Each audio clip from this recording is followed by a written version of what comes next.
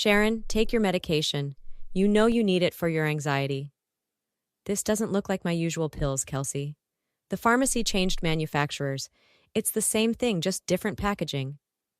Are you sure? Because I feel really strange. Stop being paranoid. I'm a nurse, remember? I know what I'm doing. My sister, the nurse, gave me the wrong medication on purpose, just because she wanted my job. Hi, I'm Sharon. Today I'm going to tell you my story. But before I continue, please share and subscribe to hear more stories like this. My sister Kelsey and I were always competitive, 2 years apart, constantly compared by our parents, teachers, everyone. Kelsey was the smart one, the ambitious one, the one destined for success. I was the creative one, the dreamer, the one who'd probably struggle. Except I didn't struggle. I excelled. I went to art school and built a successful career as a graphic designer. By 32, I was creative director at a prestigious marketing firm in Seattle. I managed a team of 15 designers, worked with major clients, made excellent money. I'd built the life I wanted through hard work and talent. Kelsey went to nursing school like our mother. She was a good nurse, competent and dedicated. But nursing didn't offer the prestige or salary she craved. She wanted more, wanted recognition, wanted to be seen as successful as I was. Our parents didn't help. They constantly compared us, always commenting on my career advancement, my salary, my accomplishments. At family dinners, the conversation inevitably turned to my latest project or promotion, while Kelsey sat there smiling tightly. Sharon's firm just landed the Henderson account 6 figures. That's wonderful, Kelsey would say, her voice flat. How's work at the hospital, Kelsey? Fine, same as always. I tried not to rub it in. I knew Kelsey struggled with the comparison, but I'd worked hard for my success. I wasn't going to apologize for it. Things got worse when my firm started looking for a new head of digital strategy. The position reported directly to the CEO, came with a significant raise, and would oversee all digital creative output. It was a huge opportunity. I applied. So did dozens of others, including external candidates. The interview process was rigorous, multiple rounds with different executives. I made it to the final 3 candidates. I told my family about it at Sunday dinner. Final interviews are next week. I think I have a real shot. My dad beamed. Of course you do. You're perfect for it. Kelsey's fork clattered against her plate. That's great, Sharon. Really great. But her eyes said something different. They said she was tired of hearing about my success, tired of being the less accomplished sister, tired of existing in my shadow. I won the position. The CEO called me personally to offer it. I was ecstatic, terrified, and overwhelmed all at once. This was the career-defining opportunity I'd been working toward for a decade.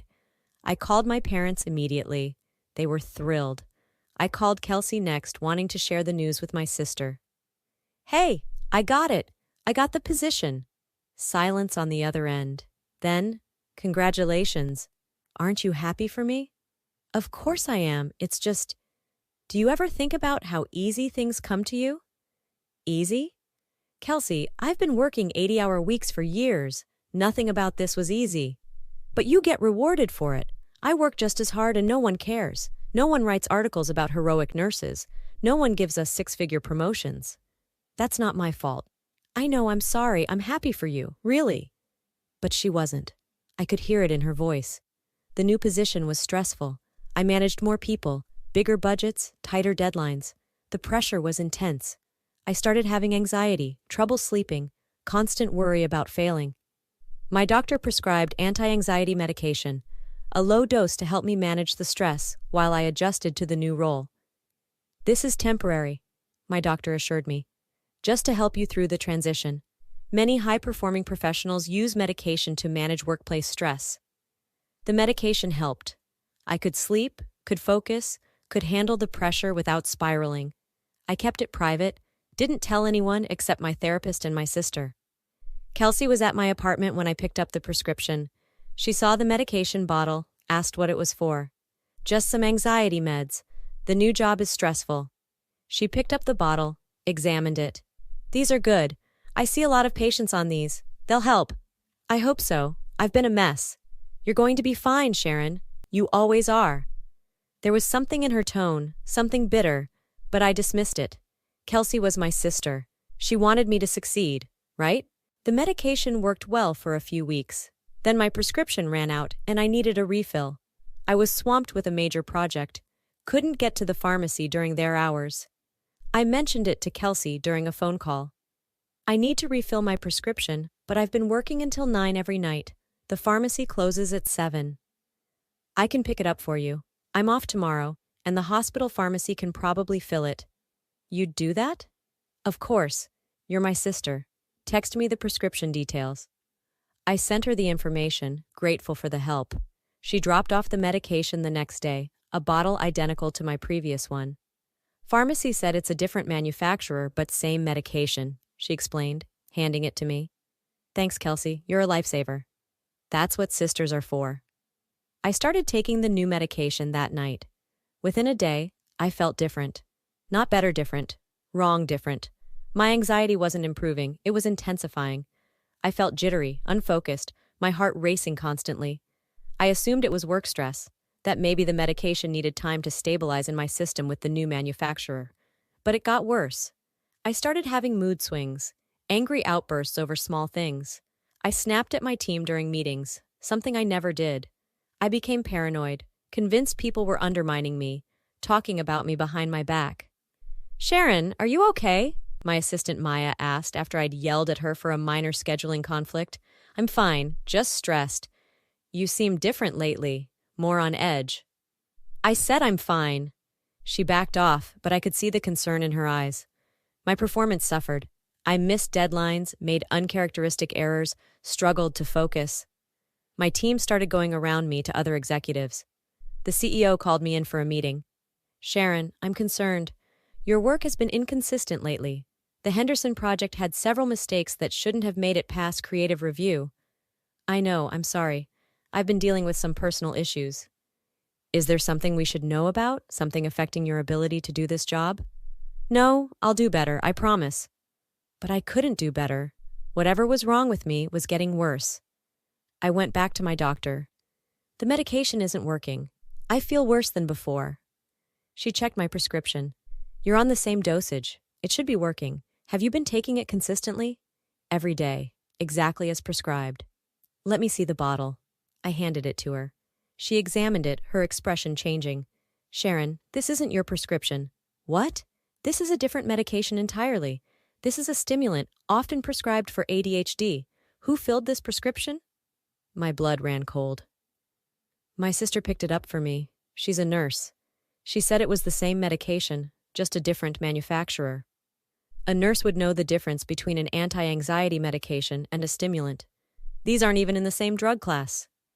Are you saying she gave me the wrong medication on purpose?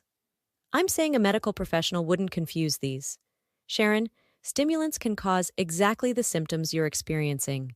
Anxiety, paranoia, mood swings, aggression, sleep disturbances. If you've been taking these thinking they're anti-anxiety medication, it would explain everything. I felt sick. My own sister had given me the wrong medication, knowing it would make me worse, knowing it would affect my work. Why would she do that? My doctor looked uncomfortable. I can't speculate on her motivations, but you need to stop taking these immediately and get back on your correct prescription. I called Kelsey from the parking lot. Sharon, take your medication. You know you need it for your anxiety. This doesn't look like my usual pills, Kelsey. The pharmacy changed manufacturers. It's the same thing, just different packaging. Are you sure? Because I feel really strange. Stop being paranoid. I'm a nurse, remember? I know what I'm doing. But this conversation had happened weeks ago. Now, knowing the truth, I called her with a different question. Kelsey, I need to ask you something. The medication you gave me, was it really my prescription? Silence. Long, telling silence. Kelsey? I don't know what you're talking about. My doctor says the pills you gave me aren't anti-anxiety medication. They're stimulants. They've been making me worse, making me mess up at work. Did you do that on purpose? More silence. Then, you've always had everything. The career, the money, the recognition. Do you know what it's like being your sister, always being compared and coming up short? So, you sabotaged me?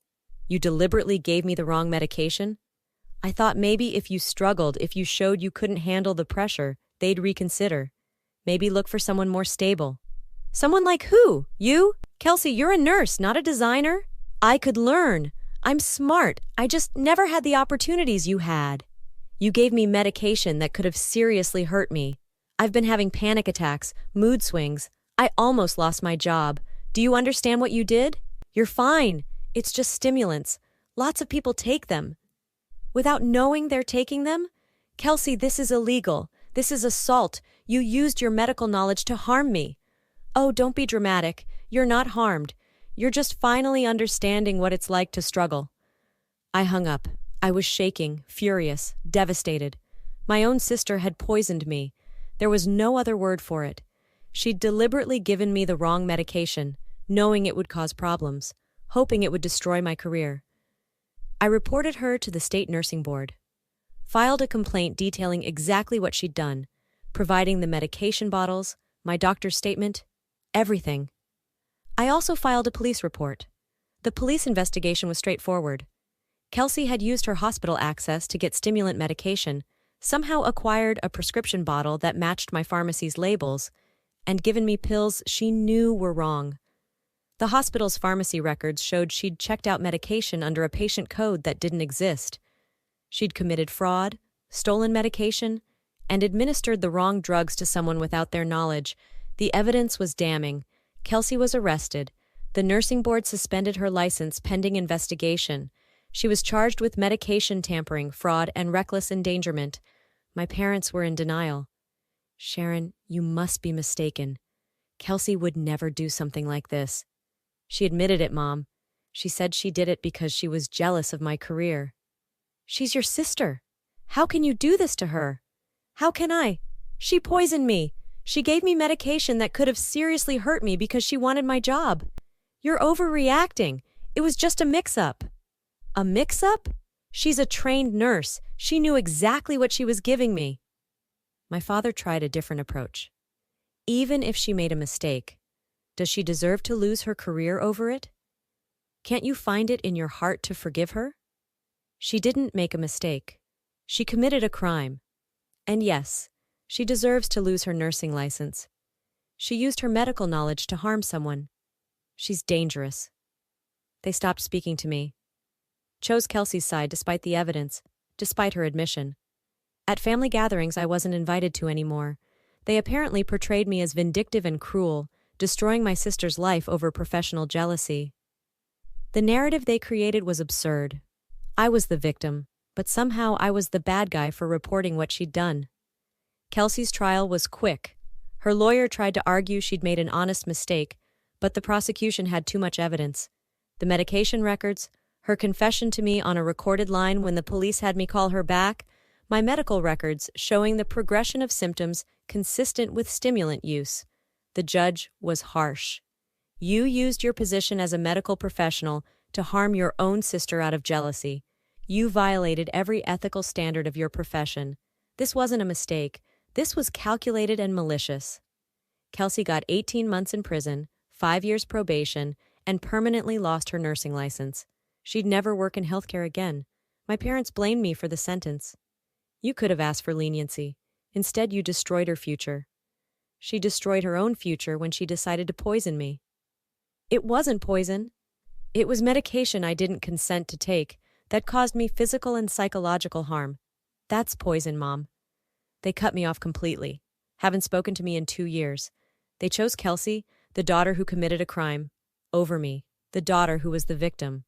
I'll never understand it. My career recovered slowly. Once I got back on proper medication and had time to stabilize, my work improved. I was honest with my CEO about what had happened, showed him the medical records and police reports. Your own sister did this to you? Yes. That's horrifying. Take whatever time you need to recover. Your job is secure. The support from work, from friends, from my therapist helped me heal. But the betrayal cut deep. Your sister is supposed to protect you, support you, celebrate your successes. Mine tried to destroy me because she couldn't handle her own insecurity. Kelsey wrote me letters from prison. Long, rambling letters about how sorry she was, how jealousy had consumed her, how she'd made a terrible mistake. She wanted forgiveness, wanted our relationship back. I never responded. There's no coming back from what she did. She didn't just make a bad decision in a moment of weakness. She planned it, executed it, and watched me suffer without saying anything. She would have let it continue indefinitely if I hadn't figured it out. She got out of prison last year. I heard through extended family that she's working retail now, living with our parents, struggling to rebuild her life without her nursing license. Part of me feels sorry for her. She threw away her career, her freedom, her relationship with me, all because she couldn't handle being compared unfavorably. The jealousy ate her alive until she did something unforgivable. But mostly I just feel relieved she's out of my life. I changed my name legally, moved to a different city, started fresh. My career continued to advance. I'm now VP of Creative at a different firm, managing an even larger team, working on even bigger projects. I succeeded despite Kelsey's attempts to sabotage me. That's the irony. She tried to prove I couldn't handle pressure, that I wasn't as capable as everyone thought. Instead, she proved I could overcome betrayal by my own sister and still thrive. I'm in therapy still, working through the trauma of being poisoned by family. My therapist says trust issues are normal after something like this. I'm careful about who I let into my life now, careful about who has access to my medication, my personal information, my vulnerabilities. Some people ask if I'll ever reconcile with Kelsey. The answer is no. What she did wasn't a mistake or a moment of poor judgment. It was calculated, cruel, and dangerous. She used her medical knowledge as a weapon against me. You can't come back from that. I'm successful now, not because things came easy, but because I survived someone actively trying to make me fail. I survived my own sister's betrayal and came out stronger. That's a kind of success Kelsey will never understand. The medication bottles she gave me are in evidence storage somewhere, physical proof of her crime. I don't need them to remember what happened. The memory is seared into my mind forever. My sister, the nurse, gave me the wrong medication on purpose because she wanted my job. She didn't get my job. She lost her own and went to prison. Sometimes karma doesn't need help. Sometimes people destroy themselves through their own actions. I just wish it hadn't been at my expense. If your own sister deliberately gave you the wrong medication that made you seriously ill, hoping to sabotage your career out of jealousy, could you ever forgive her?